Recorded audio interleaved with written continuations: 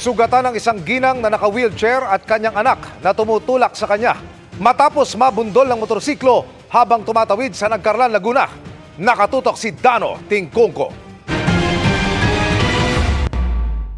Tumatawid sa kalsada ang isang babae at kanyang nanay na naka-wheelchair sa kuha ng CCTV sa Nagcarlan, Laguna. Malapit na sana sila sa kabilang gilid ng kalsada nang biglang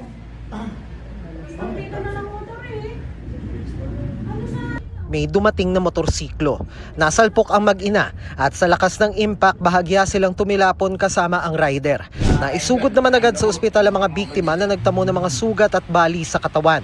Paliwanag daw ng rider, hindi niya agad napansin na patawid ang mag-ina.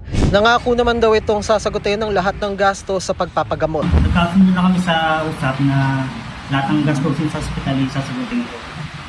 Paano yung wheelchair naman? Sa ngayon, kung kaya pang may repair, re-repairing ko, paparepair ko.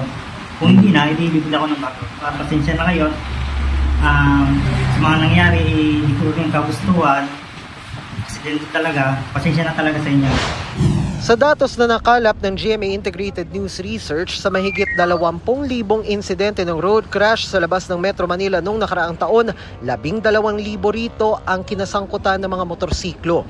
Sa Metro Manila naman, halos 7,000 motorcycle-related road crash ang naitala mula Enero hanggang Abril ngayong taon.